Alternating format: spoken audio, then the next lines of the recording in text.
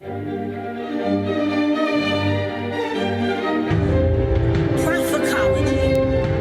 It's more than a philosophy, more than a psychology, more than just an ecology, bigger than biology, larger than anthropology, brushes against astrology. That's prophycology.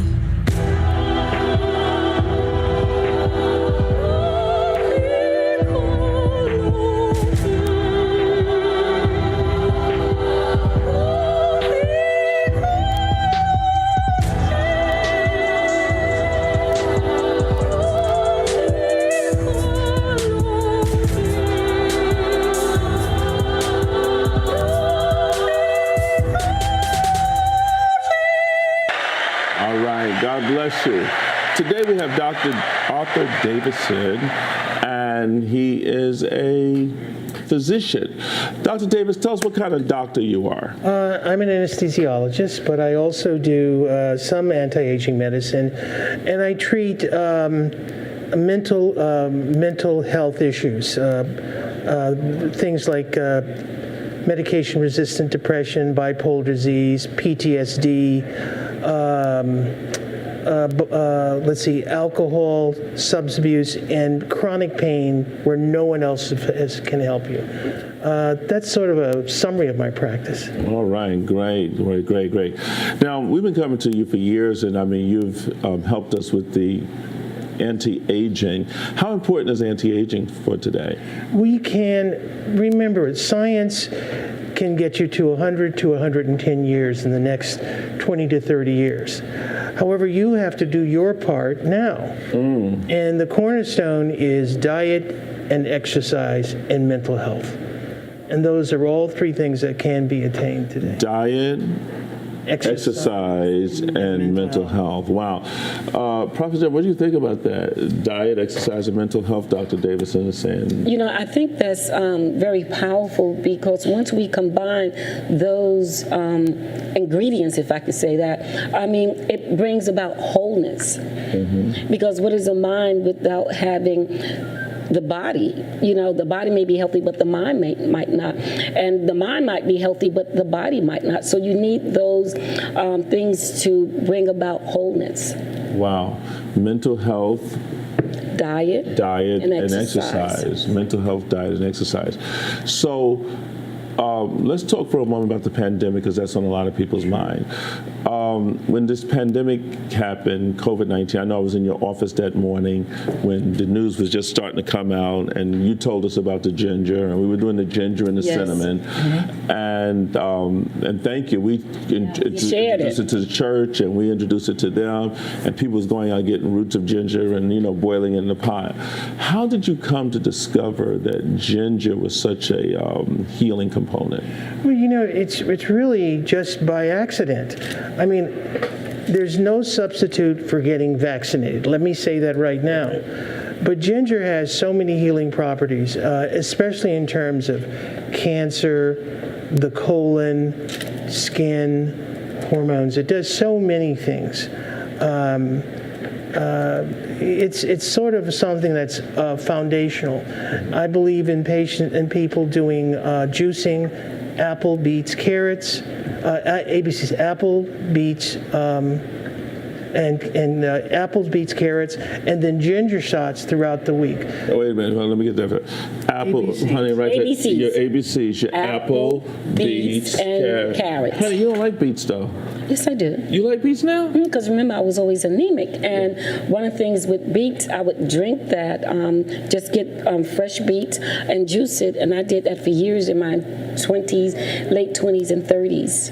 Okay, I got it mixed up with okra. Okra, no, that's a no-no. So, okra is good for you, Elder Valina. You said Oprah, sorry. Okra. Oh, Family loves okra. Yeah. okay. My dad used to love it. Okay, well, the doctors are prescribing for you okra today. No, it's apple, beets, and carrots, and ginger. ABCs. ABCs. So apple, beets, carrots, and ginger. Ginger, that you want to do the little ginger in there, but you want to do the ginger shots. This combination, I'm not going to sit here as a physician and say that there's a cure for cancer. I'd never say that. But you have it and take this with the traditional standard care of medicine for these diseases. They appear to do better overall. I mean, there's lots of anecdotal cases I can talk about, but again, no cure, but it improves your chance to beat the disease. Improve your chance. So if people took on ginger shots every day, took on putting apple, beets, and carrots along with going through this pandemic, this can help Oh my God, probably yes. Build the immune system. build up the immune system. Absolutely. How important is our immune system in this kind of pandemic?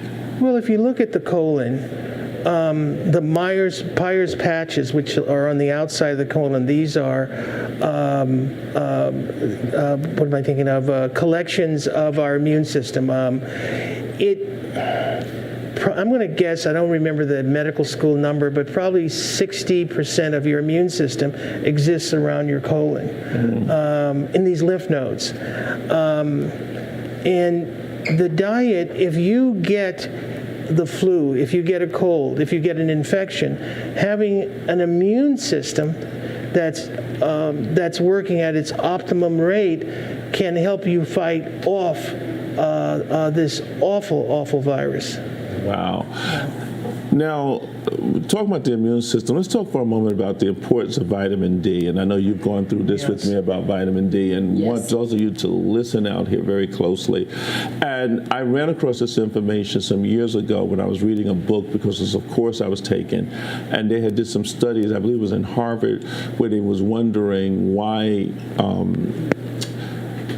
cancers and certain diseases was running so rampant in African Americans, and come to find out when they tested, they found something common is that African Americans had low vitamin D, and therefore certain diseases was very aggressive in them. And then I was surprised when I spoke with another physician about what was happening in this pandemic, that it was shocking what they were saying, the data was saying about people that had high levels of vitamin D that seemingly fared out a little better than those that had low vitamin D that really felt the effects. Tell us, number one, what is vitamin D? Vitamin D is more of a hormone than a vitamin. Yes. Okay. And it's important in terms of cancer, preventing those hard cancers, the firm ones, which are the ones that are most aggressive. But it's also important in terms of mental health. It's important in terms of colon health. There's a shopping list of things that... Hold on, you said, you mean vitamin D supports mental health? Absolutely. If you have low vitamin D, you're more susceptible to depression. Okay.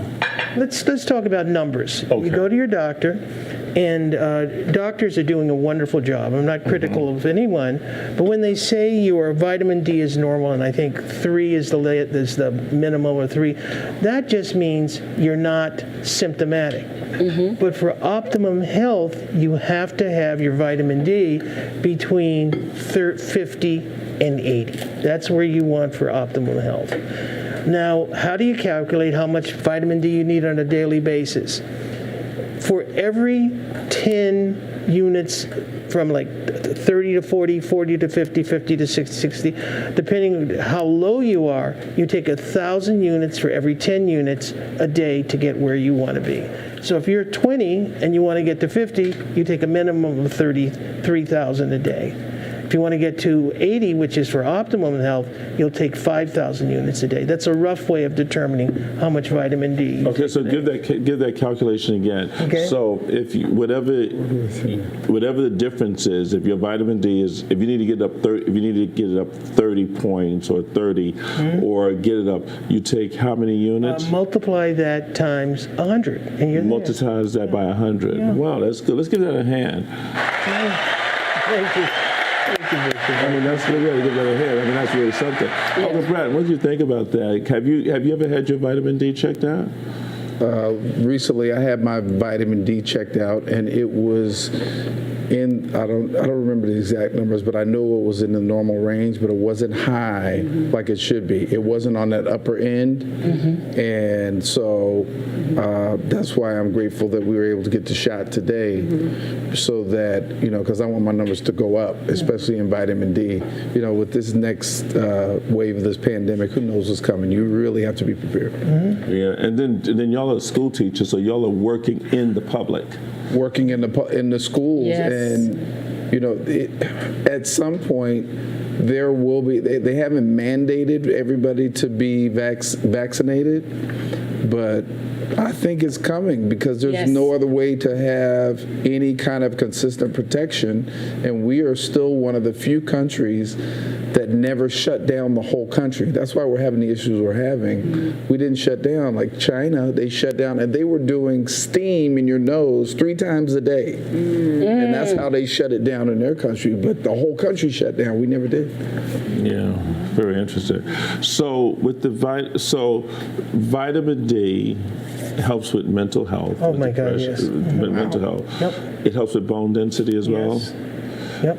And it helps with your immune system. Immune system and cancer. And cancer. And cancer. Yeah, breast cancer, colon cancer, prostate cancer, lung cancers. All the solid cancers, the solid tumor cancers. Then I mean, especially those of us in the northern hemisphere, but population where a lot of African Americans live. How come this is not widely reported? Like the knockers on the door. We need you to get your vitamin D levels. Never heard this. Nobody is having this conversation with the Correct. community. Not in our community. Not in our community. The thing is, it's not in any communities. Yeah. If you don't go to a doctor who has been trained to do this, and I'm not knocking anybody, but if you don't go to a doctor who's trained to do it, he'll say that, you're within the normal range, but not normal for optimum health. And let me just say one more thing about this. The multivitamin, this is the same thing. The minimum amount is designed to prevent disease but not optimal health. The same thing with the multivitamin. You get just enough vitamins to prevent scurvy, beriberi, but not optimum health. We're not That's the talking, it's just prevention. Prevention and optimal health are 2 different things. Yeah. Wow. That's good. Okay, so we've gotten through this first wave of COVID. The vaccine has happened now. about 13 months later. No, more than 13. We've been in a year and 4 months or so. Yeah. Because you were with us in March of 2020, and thank God the whole congregation made it over to the other side of this. But this don't seem to be going away. Well, the problem is that when we had the opportunity, viruses mutate. True. They're going to mutate, and that's what happened. When we had a large group of people who, as it's their right not to take the vaccine, it is their right. This is America. We can't force them to. They are now susceptible to this mutation. And the mutation is 3 times as virulent, and it attacks you, and the symptoms come on a lot faster. And as you were saying earlier, Bishop, it's affecting younger people now. Yes, it is. And now we're starting to get that rise again in this group of unvaccinated patients. And it's not, you have a right not to take it, but when you don't take it and you get the disease, now the healthcare workers, they have to take care of you. Now they're going to take care of you, but you know better. And this is the first disease where healthcare workers are dying. Wow. Doing their job. Now, this also, even if you're vaccinated, you can get it, but you won't be hospitalized and you won't die from it. This is the beauty of being vaccinated. Since you've been, and we're not going to ask you how old you are because you're not going to tell us anyway. Absolutely not. You're not going to tell us. Who was president? But is it? Sorry. No. Because your father was a doctor as well, and I know your father helped out with my brother's case, which we've gotten some good news about that as really? well. Yes. 20 years now. After 20-something years, they got some good news, and they're talking about wanting to settle. Wow. Yeah. Very good. So that's good. we had to go back to your father's work. We had to get your father's scribble. We had to get the Right. his father was. How many generations of doctors have there been in? Well, my father and his brothers. One of his was a doctor. One is a dentist. No, two were dentists. One was a doctor. And in those days, my aunt, since she's the smartest of all of them, a woman couldn't go to medical school. Right. So she she's a professor at Columbia, and they have a small medical clinic named after her. Before that, we had the herbalist for North Carolina was my aunt. Okay. So it goes back quite a long way. Oh, so you're carrying a lot of secret knowledge here, Dr. Davidson. Oh, no. That ginger came down through that pipeline. You're going to keep us around for a long time. Is this the worst that you've seen in a pandemic here in America? When you think Let's put it this: yes. And as a doctor, I've never been exposed to it. The pandemics that struck this country happened before I was born. Yeah. And those people aren't around anymore. And this is new for everyone. Yeah. This was new. If you live in Europe or Africa or not Europe, but one of the underserved countries, you're used to pandemics. Yeah. But here, I don't think that we actually thought it could happen to us. And I think that's what's happened with us as Americans is that, we're Americans, this can't happen to us. That happened to people like over there that don't have, that's not civilized, or people that don't have clean drinking water. And I think that this is like a real wake-up call to us as Americans. It's like, I was looking at, someone sent me something this morning of, and this is coming out of the faith-based community, where people are pretty much, mocking the virus and calling it a lack of faith to get vaccinated and all that kind of stuff. And then they, unfortunately, they had a death in the community. Oh, I'm so sorry. And, it's like a real wake-up call. Like, we have not brushed against death like other nations have. No. And, think about it, there has not been a war on the shore since the Civil War. There hasn't been, rampant diseases, starvation here. We have not seen that here. And I think with this here, I think we're slowly getting the message that there might be something seriously going on here. But when I talked to one funeral director, he said they had the bodies in the funeral home stacked right next to each other. Oh my God, They had yes. no room for them.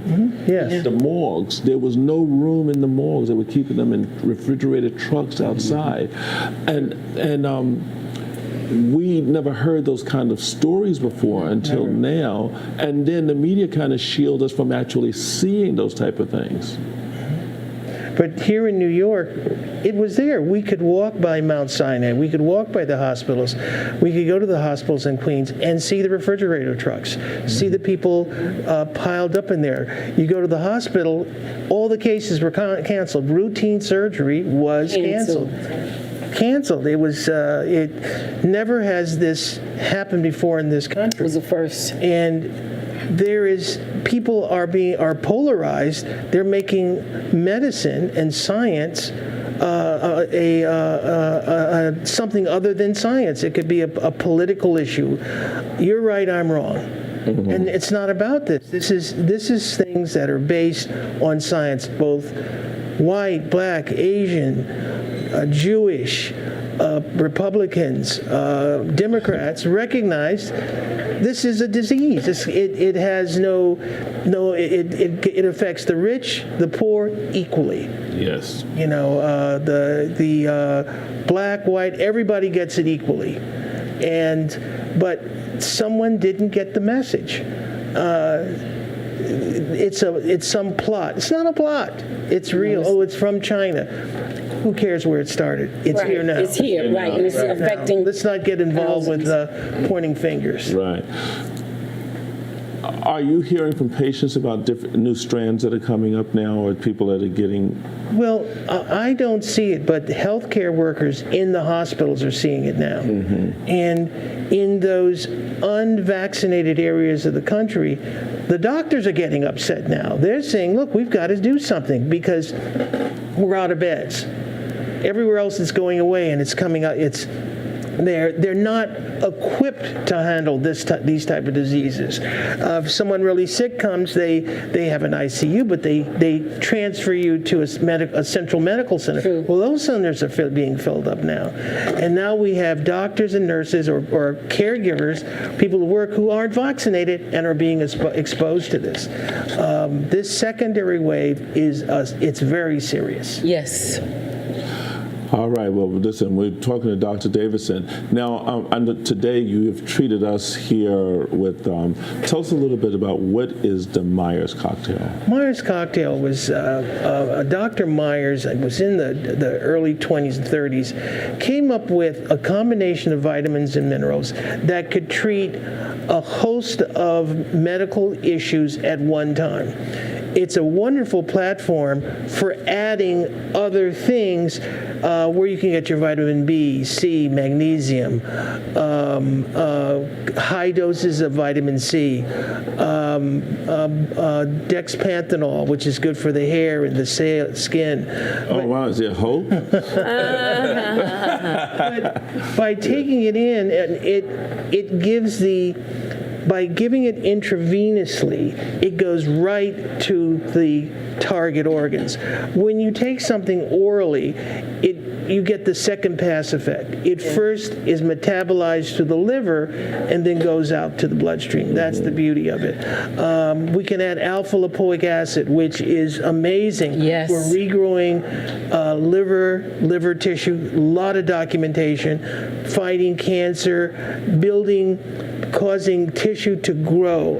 I can't say enough about alpha lipoic acid. No, is that You can take that also Intravenously, exactly. Now, that is what you was talking to me about? Yes, Alfred? yes. I had mentioned to you that you may want to consider incorporating that as well as taking the Myers cocktail because of all the benefits that it has, and it works intercellular. It goes directly to the cells, to the organs that it need, and it's also considered anti-aging. Oh my God, yes. Well, is she one of your students? No, I'm her student. Fantastic. Go way back.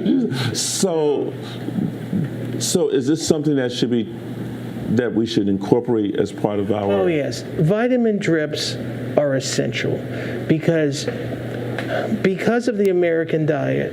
Our colons, we really don't know what's being absorbed and not absorbed. Wow. And by getting it intravenously, it's going to go to the target organs, to the cells themselves. Yeah. Well, listen, I mean, I get my Myers cocktail once a month. So people, if they want to get a Myers cocktail from you that are local here, you're in New York City. You're in New York City. How can they make contact with you? Please just call me. Call you. I'm old-fashioned doctor. I answer my own phone. And you still make house calls? Yeah. I know you made a house call today. Yes. Let's give that a hand. A doctor that still makes house calls. Love that. I'll tell you a story. My dad, I made house calls until I was 13. And to show you how things have changed, a house call then, including the house call, an antibiotic, or, there were only 20 medicines then, was $5. And things have changed a lot. Yeah, they sure have. Yeah. They're not $5 now. No. But when you look at it, Dr. Davidson, I mean, you've been a real great asset to the thank you. community here. Yes. And it's helping people too. What would you say about people, because that says like diabetes. When this first came out, they told those of you that's on HIV medication, make sure you stay on your medication. Then they told us that if you had diabetes, this could be areas of risk. What would you say to people that may be listening to us right now that may be having some of these type of compromised type of systems? The issue is that the medication you're taking, let's take type 2 diabetes, high blood pressure, they are only symptomatic relief. You don't urinate at night all the time, you don't have headaches, you don't have blurred visions, you can go to work, but the damage continues. The damage continues. If you go to your doctor and you said you have high blood pressure, he takes it, it's okay. He says, oh, you're doing fine. No, you're not. You're following the regime, but the damage is going on. And if you have diabetes, the doctor will come in and say, you need to be on a diet, you need to do this, you need to do exercise, and it's always mañana. We'll do it tomorrow. We'll do it tomorrow. But these things are lessening your life. When you have these diseases and you get into your 60s, you've retired, you've got a beautiful home, and you have a good pension or a savings, that's when it really hits you. That's when it hits you, because the damage goes on. Your arteries are being clogged, your nerves are being affected, your mental health is being affected, the damage goes on. People ask about, there are all type of diets out now, but I'll never forget, I applied for a license I got in North Carolina, and they had, they asked the doctors a question, they wanted to meet you, and the board asked me, well, what's the treatment for type 2 diabetes? And I said, diet and exercise. They all were like, whoa. They were blown away, because that is the answer. Diet and exercise. Diet and exercise. Diet and exercise are fundamental to being a healthy, productive human being. When you have a great diet and exercise, you're able to work at a higher level of efficiency for a longer period of time.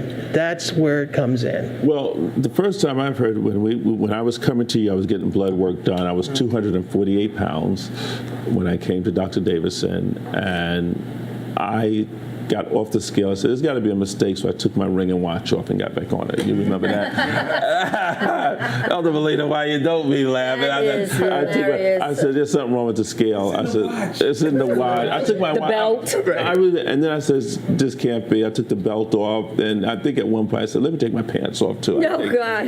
You know, and the scale moved maybe about 2 ounces. But the thing about it is that I looked at that, and that's when I said, okay, I'm going to have to get this weight off. And you know, Dr. Davison said some real harsh things to me. He says, listen, he says, if you do not get this under control, and I was 50 years old then, this is like 12 years ago. He said, if you don't get this under control, you're not going to be around here long. He said, you're going to have a stroke, you're going to have heart disease, you're going to have diabetes. And then I think at that time, my numbers was coming in as pre-diabetic. I'd never forget, I was seeing numbers like 100, 110, and my medical doctor would say, "Oh, you're okay." Wow! And Dr. Davis said, "No, this is not good. You're on your way." And we worked on it, and I'm gonna tell you, it was work. It was work getting those numbers down. It was work getting the weight down, but it was also work in getting that blood. I never forget. That's how I learned about the A1C. Hemoglobin A1C, right? Yeah, I mean that number really tells all. And that number was always like it was over like it was hit at one point like 6.1. You know, those type of numbers that you don't want your A1C at. And I didn't. But going to a regular doctor that says, "Oh, you're okay. You're doing good for your age." Right. But this is what to be expected. The anti-aging work that Dr. Davison was doing, he was saying, this is not good, not for where you're headed. And so I had to work on getting the A1C down, and so that I get all of those out of those zones. What would you say to people about the importance of looking at your numbers? Well, let's take your hemoglobin A1C, and what does that mean? The hemoglobin A1C is, if you get your blood sugar today, it might be normal or it might be high. oh, it's normal today, or it's a little high today. A1C looks at your blood sugar over 3 months. This is what's been happening on the average every 3 months. That's why it's such value. The number is an indication of the percentage of red blood cells. Red blood cells carry oxygen to the organs. The percentage of red blood cells that no longer are carrying oxygen but have a sugar molecule attached to them. That's hemoglobin A. Made simply, that's what hemoglobin A1C is. Wow. So sugar could really be a real killer in our diet Yes. today. Elder Valina, what you say about, think about that? Sugar's the devil. Sugar's the devil. Got to stay Not away good. from it at all costs. And, you know, at the end of the day, every time you take that little packet and you start or putting it into your drink, you have to think about what does it look like down the road. When you're in the when a person's in that bed and they have all those tubes and needles and doctors and the machines beeping, you're gonna be thinking about that. It's not worth Well it. put. But sugars is something of our foods. I was surprised when I was listening to an audio about they would deal with food, but they were talking about how all of a sudden, because you know Americans used to be skinny. Yes. There used to be the skinny, you know, it's like in school, when we went to school, it was always there was always, you picked on, there was one fat kid in the class and you went to school, right? Now today, it's one skinny person in the class. It's like it reversed. Kids are huge. Yeah, but when we all went to school, we were all thin. I mean, everybody in my class, I'm 62. Everyone was thin in the school. It was the bony girl, the bony boy. Celebrate our Mother Jordan. Amen. And we are just going to, just as a song that says, goodness and mercy shall follow me all the days of my life, and I will dwell in the house of the Lord forever. Tell somebody, goodness and mercy shall follow me all the days of my life. No matter where I go, no matter what happens, I know that the goodness of the Lord and his angels are encamped around about me. We are grateful to God. Come on, tell somebody, goodness and mercy shall follow me all the days of my life. Come on, clap your hands a little bit. Here we go. Goodness, come on, say. Goodness and mercy shall follow me All the days. all of the days of my life. Come on, say it again. Goodness, come on. Goodness and mercy shall follow me All the days. all of the days of my life. Come on, everybody, sing that real big. Goodness, come on. Goodness and mercy shall follow me All the days. all